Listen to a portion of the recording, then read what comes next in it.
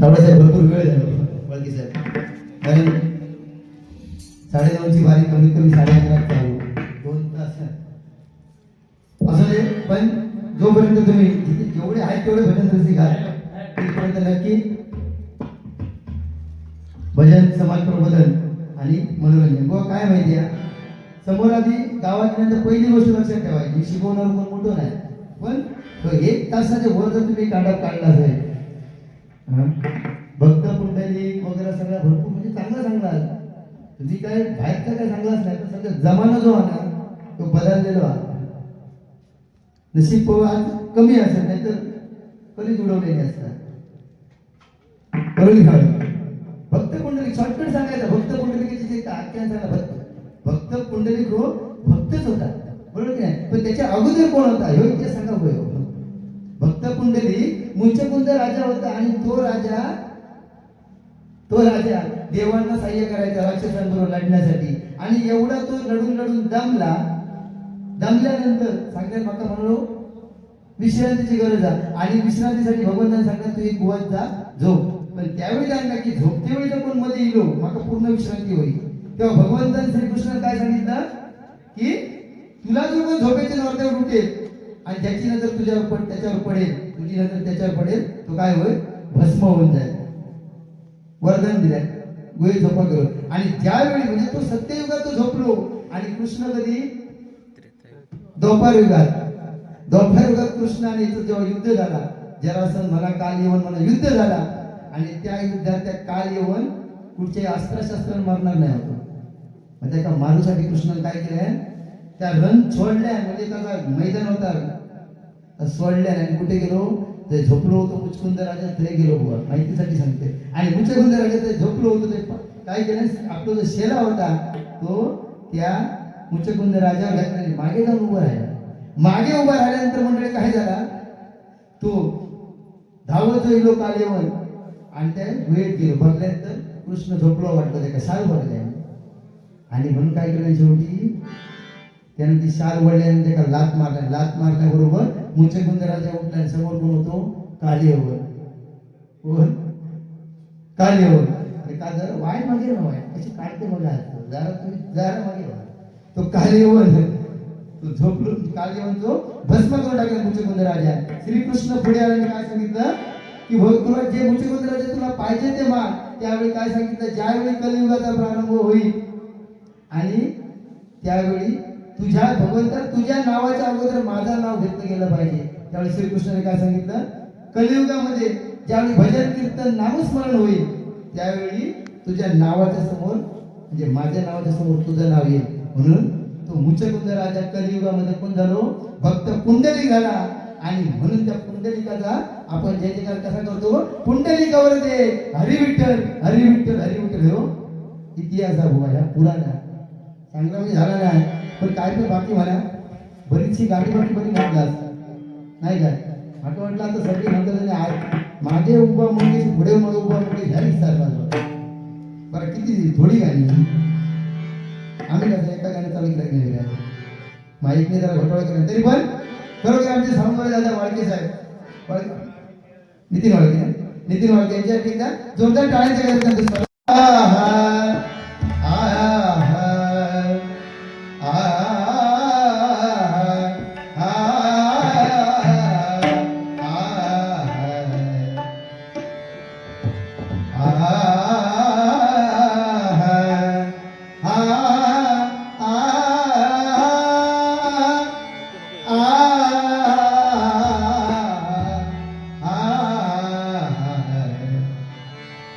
आरंभी वंदीन अयोध्येचा राज, आरंभी वंदीन अयोध्येचा राज, आरंभी वंदीन अयोध्येचा भक्तांची आवाज, भक्तांची आवाज, भक्तांची आवाज